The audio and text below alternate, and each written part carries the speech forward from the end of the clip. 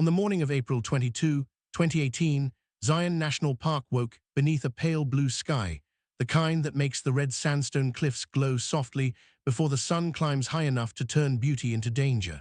Spring had arrived early that year. Snowmelt rushed through narrow canyons, cottonwoods were beginning to bud, and the park was already filling with hikers eager to test themselves against the terrain.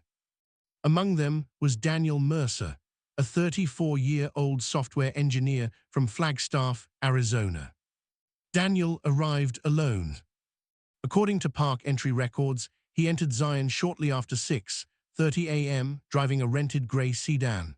Rangers later noted that his gear was minimal but appropriate: a lightweight backpack, 2 liters of water, trail mix, a headlamp, and a folded paper map tucked into the side pocket.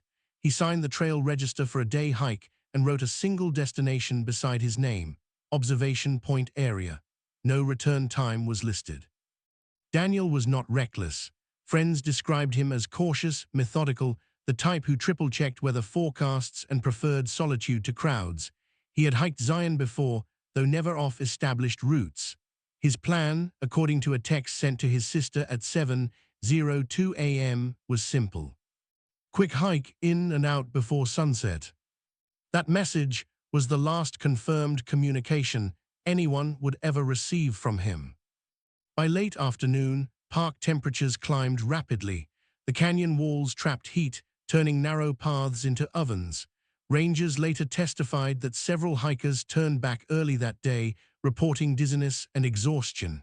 Daniel did not. When night fell and the gray sedan remained in the parking lot, no immediate alarm was raised. Zion was no stranger to late returns, but by the next morning, concern began to build. Daniel's phone went straight to voicemail. His credit card showed no activity. At 10:47 a.m. on April 23, a ranger logged the vehicle as potentially abandoned and began making inquiries. Inside the car, nothing appeared disturbed. His wallet sat in the center console. His jacket was folded neatly on the passenger seat. The trunk was empty. There was no note, no sign of a struggle, no indication that Daniel had planned to leave the park with anyone else. Search operations began that afternoon.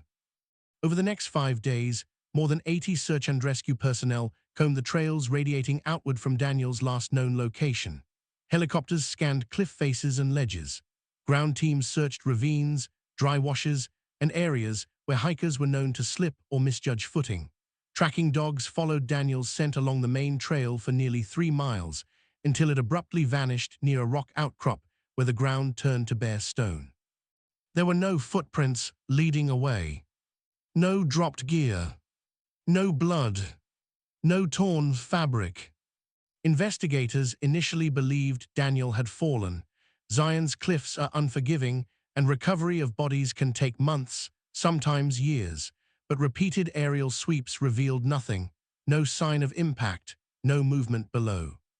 As days turned into weeks, theories multiplied: heat exhaustion, disorientation, a medical emergency. Each explanation ended the same way, with no physical evidence to support it. By June, the official search was suspended. Daniel Mercer was declared missing, presumed dead. His family refused to accept it. They pointed to one detail that continued to trouble investigators as well. Daniel's backpack had never been found, not on a ledge, not in a ravine, not washed downstream after spring rains. It was as if he had stepped off the trail and vanished into solid rock. For months, Zion returned to its routines. Tourists filled the trails, rangers rotated shifts. The canyon kept its silence. Daniel's face faded from bulletin boards and search notices. Then, in early September, nearly 5 months after his disappearance, a maintenance crew working near a restricted section of the park reported something strange. A low, rhythmic sound, coming from underground.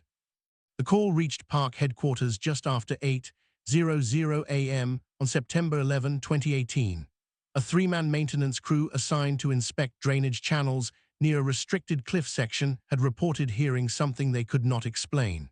At first, they assumed it was wind moving through fissures in the rock, a common phenomenon in Zion's narrow canyons, but the sound did not fade. It repeated.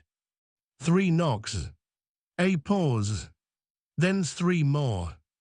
According to the written statement later submitted by crew supervisor Mark Ellison, the noise seemed to come from beneath the ground itself, echoing faintly through the sandstone.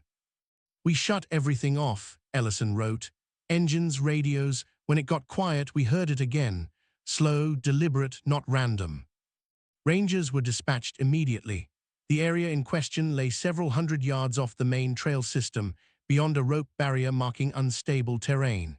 The sandstone there was riddled with cracks and vertical seams, natural weaknesses formed over thousands of years by water and pressure. Most were shallow. Some, Rangers knew, opened into deeper systems that were never fully mapped. When officers arrived, the sound had stopped. For nearly 40 minutes, there was nothing. Then, as the group prepared to leave, it returned, this time unmistakably human.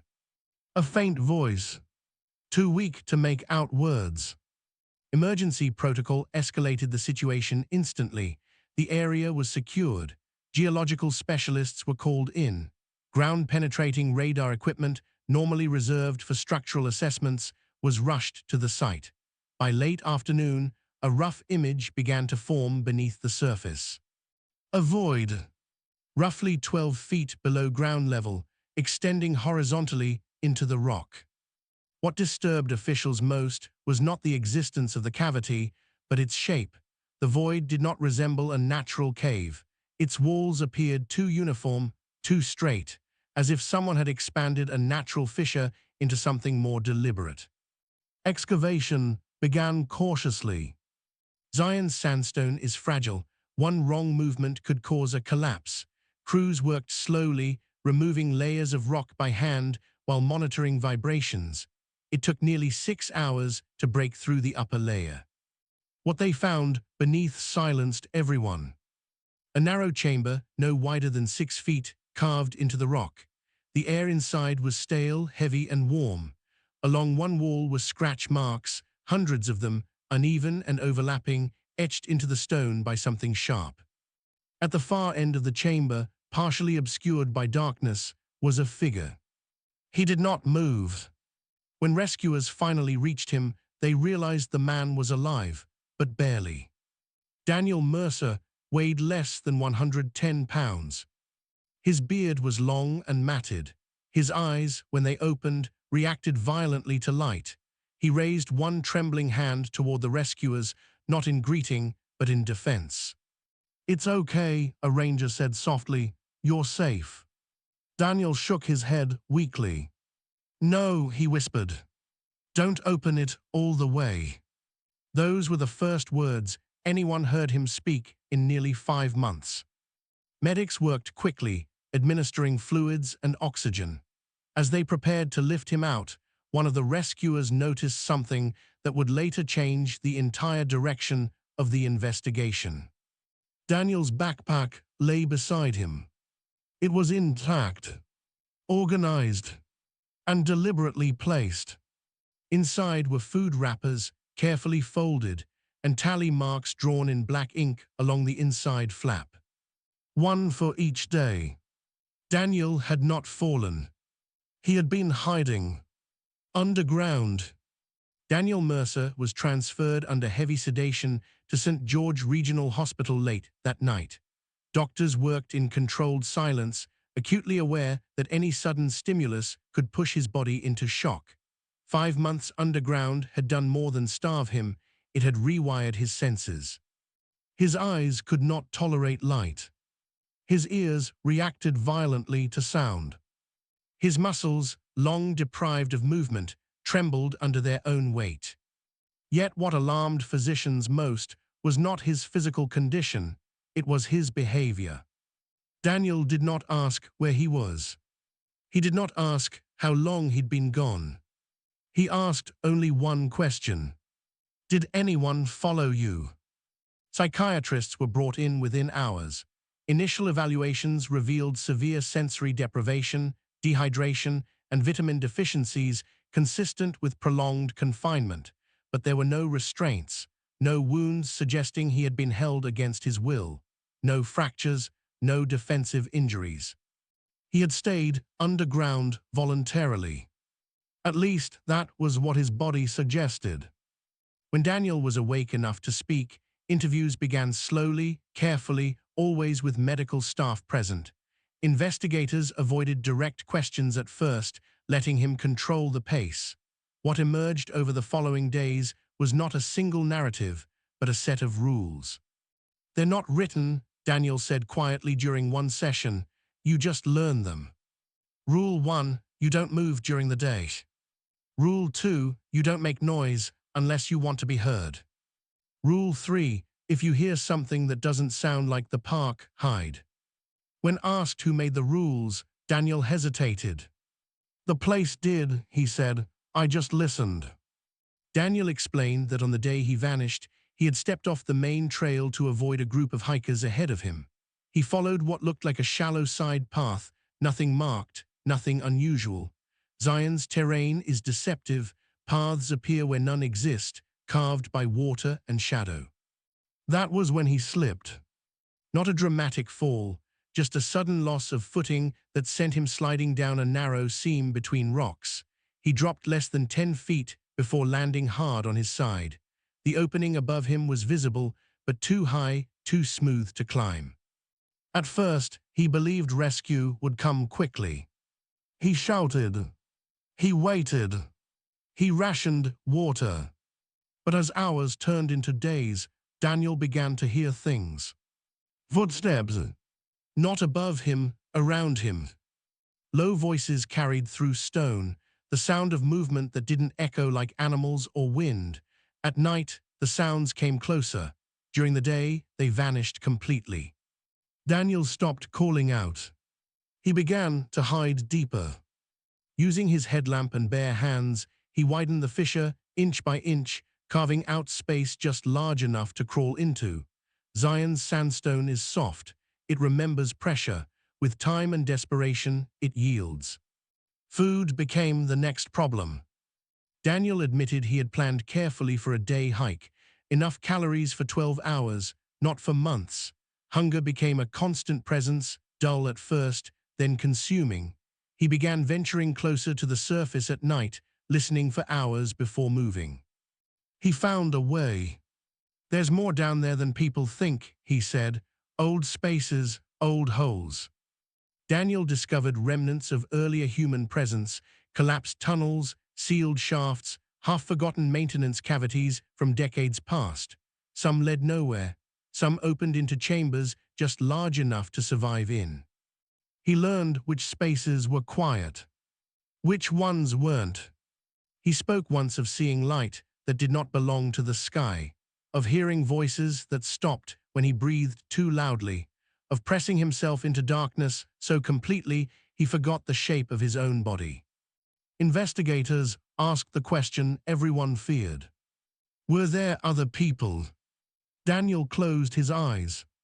"I don't know," he said, "but I know I wasn't the only one who knew the rules." When asked why he didn't leave once he found food wrappers in the park, Daniel answered without hesitation. "Because I wasn't hiding from the park," he said. "I was hiding from what lives between it."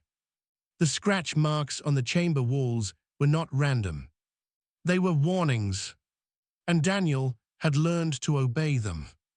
Daniel's condition stabilized by the end of September, but the things he described refused to fit neatly into any investigative framework.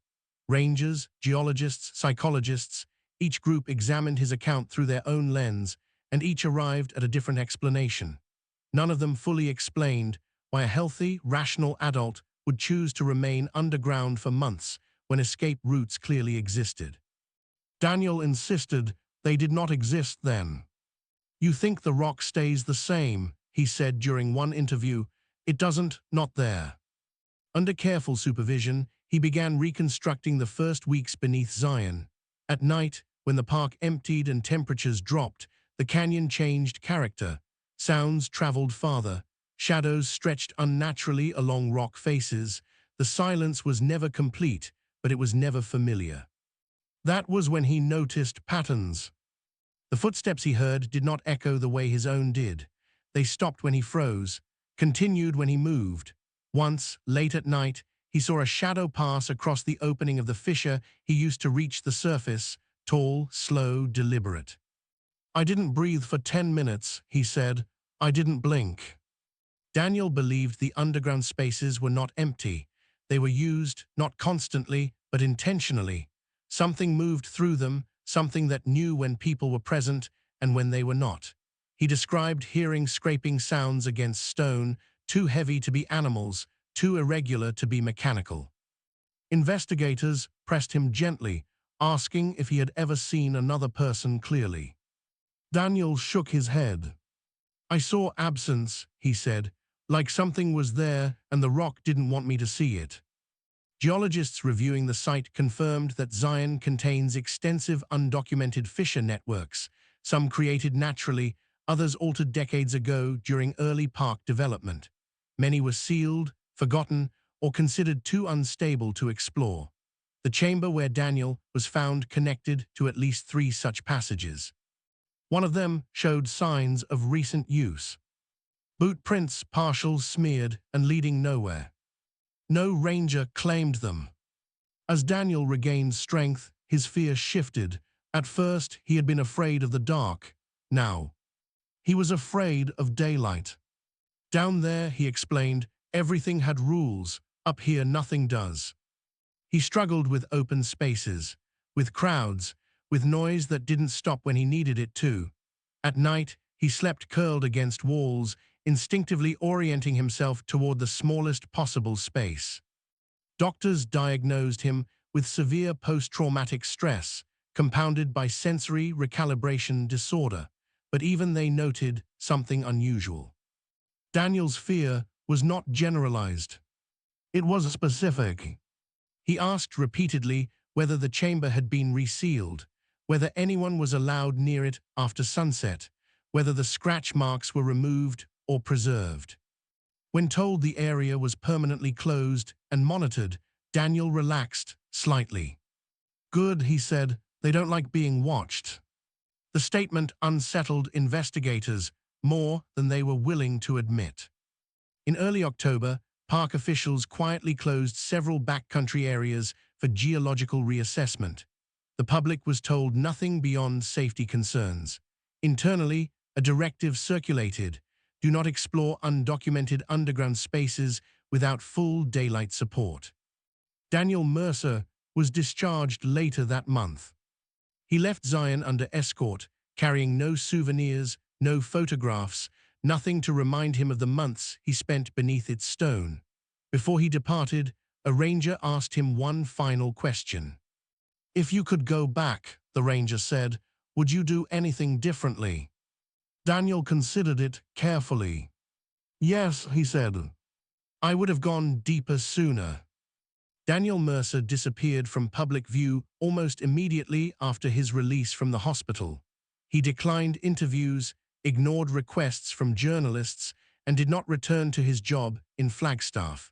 To the outside world, it appeared that he was trying to forget what had happened beneath Zion National Park. In reality, he was trying to understand it.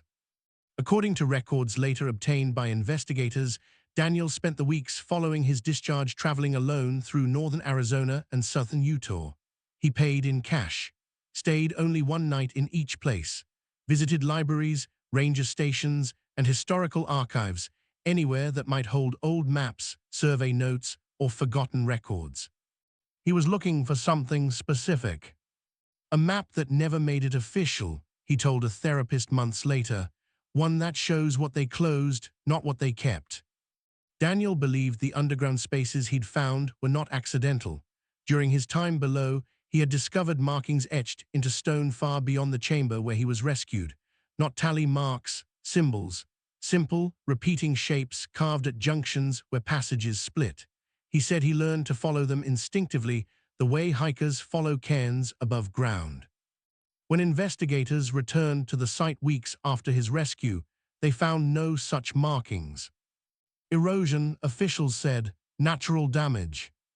Daniel disagreed. "They don't stay if you look for them," he said. They only show up when you're lost. His notes from that period, later recovered from a storage locker, show rough sketches of interconnected voids beneath Zion, layered like a second park inverted below the first. In his drawings, trails did not align with surface routes. Instead, they mirrored older patterns, water paths, fault lines, forgotten maintenance corridors sealed decades ago. Most disturbing was a repeated annotation written in the margins. Daylight erases access. Daniel became convinced that the reason he survived was not because he was trapped, but because he adapted. He stopped thinking like a hiker and started thinking like the underground itself, movement only when necessary, silence as camouflage, depth as protection. He told one clinician something that never made it into the official report. "I didn't hide because I was scared," Daniel said. "I hid because I realized something was using the park the way we do, by rules." Authorities, meanwhile, faced growing pressure behind the scenes.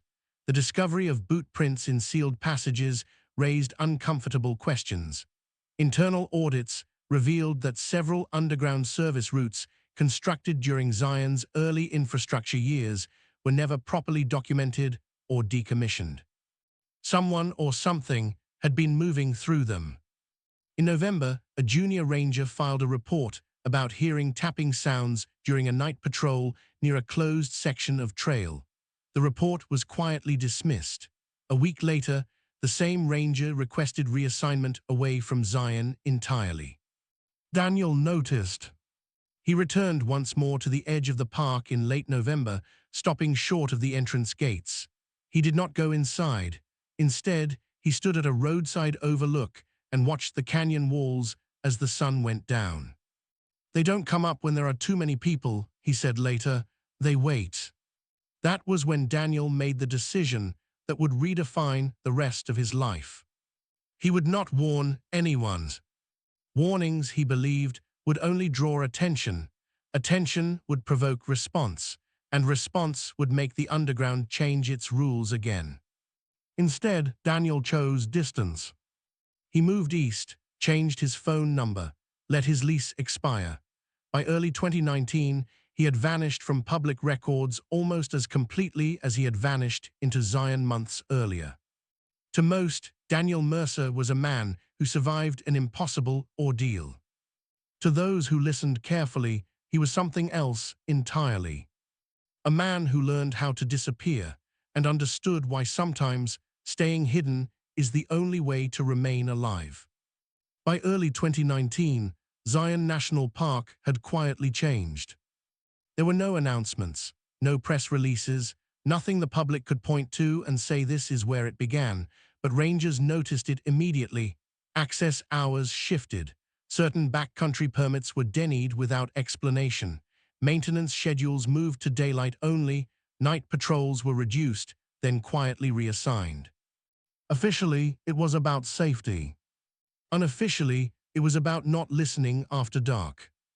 Daniel Mercer was no longer there to observe it, but the park itself seemed to remember him. The fissure where he had been found was sealed permanently with reinforced stone and monitored by motion sensors. Yet twice in the following months, alarms were triggered without cause. No animals, no weather disturbance, no visible breach. Just vibration. A geologist reviewing the data noted something unsettling. The movement came from below the sensor line, not above it, as if pressure were being applied upward from within the rock. The report was classified. Around the same time, search and rescue logs revealed a pattern that had gone unnoticed for years. Hikers reported hearing voices in areas with no foot traffic, tapping sounds echoing through slot canyons after sunset, headlamps glimpsed briefly on cliffs where no trails existed, then gone. Every report was logged. None were escalated. Rangers were trained to redirect explanations: wind shear, thermal expansion, acoustics. Zion, after all, is a place where sound behaves strangely. Visitors accept that, they move on. But among staff, quiet rules emerged. If you hear movement underground, you don't follow it. If you find an opening that wasn't there before, you mark it and leave. If you feel watched, you exit immediately, no matter the time. Those who ignored these rules rarely spoke about it afterward. In April 2019, a volunteer geologist working independently submitted a proposal to survey undocumented voids beneath the park. The request was denied within hours. No explanation was given. 2 weeks later, the geologist withdrew from the project entirely and left the state. When asked why, he gave a single sentence to a colleague: "Some spaces aren't meant to be mapped." Daniel Mercer resurfaced briefly that summer, not publicly, but in fragments. A bank transaction in New Mexico, a library card issued in eastern Colorado, a storage unit rented under a slightly altered name. He left no address, no forwarding information. But he did leave something behind. In September 2019, a handwritten envelope arrived at the office of a retired Zion Ranger who had worked the park in the early 1990s. Inside was a single page covered in cramped, precise handwriting. It read, "You weren't wrong to seal the lower corridors. You were wrong to think they would stay empty." The ranger never responded. He burned the letter. Daniel's final recorded sighting occurred in early 2020 at a desert rest stop near the Nevada border. A cashier later recalled him standing outside long after his purchase, watching the ground rather than the horizon. When asked if he was waiting for someone, Daniel shook his head. "No," he said, "I'm making sure I don't hear anything." The world moved on. Zion remained open. Tourists continued to hike its trails, marvel at its cliffs, take photos where Daniel once stood unaware of what lay beneath his feet. The park did not change its brochures. It did not alter its maps. It simply learned when to be quiet. And somewhere beneath the sandstone, below trails, below tunnels, below even the forgotten corridors, something adjusted. It had learned too. Daniel Mercer never told anyone how often he thought about going back. The idea surfaced in his mind the way sound once surfaced through stone, unexpected, unwanted, impossible to ignore. In the years after his disappearance from public life, Daniel learned to measure safety differently. Above ground, danger announced itself loudly. Cars, storms, crowds. Below ground, danger whispered. It waited. It adapted. He trusted whispers more. Daniel settled briefly in a series of places that shared one trait: shallow soil over solid rock. New Mexico, western Colorado, parts of Nevada where the land felt thin and honest.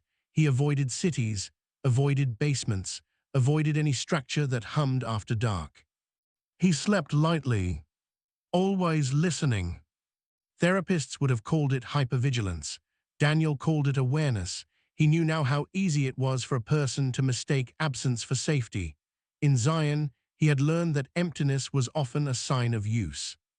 Occasionally, Daniel encountered people who reminded him of himself before the park: solo hikers, quiet travelers, those drawn to places with few rules. He never warned them directly. Warnings attract curiosity. Curiosity invites dissent. Instead, he asked questions.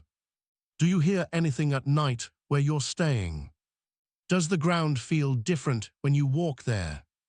Have you noticed places that seem hollow?" Most laughed it off, some paused, a few changed plans without understanding why. Those were the ones Daniel worried about least.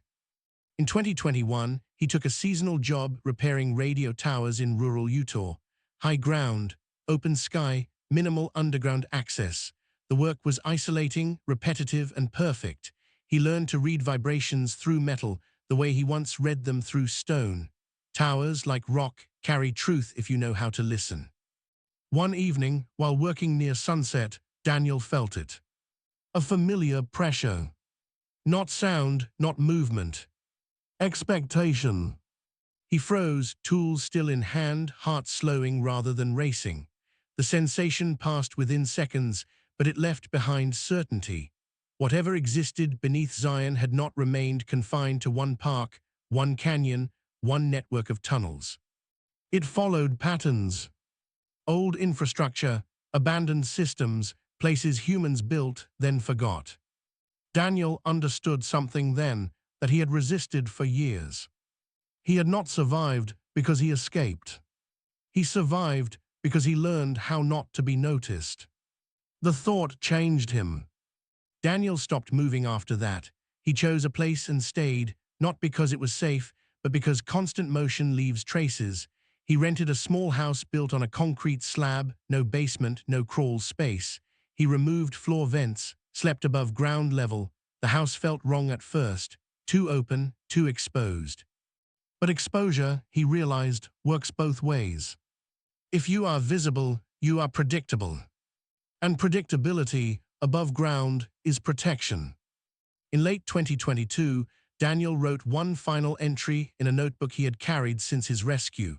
It was not a confession, not a warning, just a rule written in the same careful handwriting he once used to count days underground. If you must choose, choose the place where sound has nowhere to hide. Daniel closed the notebook and left it on a shelf. He did not need it anymore. The underground had taught him its language, and he had learned when not to speak it. Daniel Mercer never returned to Zion National Park. Not in body and not in the way people imagine when they say someone goes back to face what happened to them. He understood something most people never do. Places like that do not need revisiting to stay alive. They persist without attention. Memory is enough. By 2023, Daniel's name existed only in fragments, an outdated missing person article quietly amended with the word found, a medical case study cited without details, a few digital traces scattered across public records. He did not correct inaccuracies. He did not seek recognition. Being known, he had learned, was a kind of exposure. What mattered was staying above ground. Daniel built a life that respected what the underground had taught him without surrendering to it. He worked jobs that kept him in open air. He avoided structures with hidden spaces. He chose environments where sound behaved honestly, where footsteps echoed when they should, where silence meant emptiness, not concealment. At night, he slept with windows open. Not because he felt safe, but because he needed to hear the world moving. Sometimes, when the wind passed just right through rock or metal, his body reacted before his mind could intervene. A tightening in the chest, a moment of stillness, then it passed. He learned not to fight these reactions. Fighting draws attention. Acceptance lets things move on. Zion, meanwhile, continued as it always had. Tourists walked its trails unaware of what lay beneath their boots. Rangers enforced rules they could not explain fully. Underground spaces remained sealed, monitored, and quietly avoided. Officially, Daniel Mercer's case was listed as an extreme survival event caused by disorientation and geological anomaly. Unofficially, it became something else. A reminder. New rangers heard about it in fragments, passed along late at night by those who had been there long enough to recognize patterns. They learned which reports to escalate and which to gently deflect, which sounds to investigate and which to leave unanswered. The park adapted. So did Daniel. Years later, someone once asked him, casually, without knowing who he was, what it was like to disappear and come back. Daniel thought for a long time before answering. "I didn't come back," he said. "I just learned where to stand." He never explained further. Because the truth was not something that could be shared safely. The underground does not respond well to being named. It does not require belief. It only requires opportunity, forgotten spaces, unexamined corridors, the human habit of assuming emptiness where there is only quiet. Daniel chose the surface not because it was free of danger, but because danger above ground announces itself. It gives you a chance to react, to leave, to be seen. Below, things wait. And Daniel Mercer had already learned the cost of listening too closely. So he stayed where light behaved like light, where sound traveled in straight lines, where the ground beneath his feet did not breathe back. The park kept its secrets. Daniel kept his distance. And somewhere beneath the red sandstone of Zion, the rules remained unchanged, patient, silent, and perfectly willing to wait for the next person who mistook stillness for safety.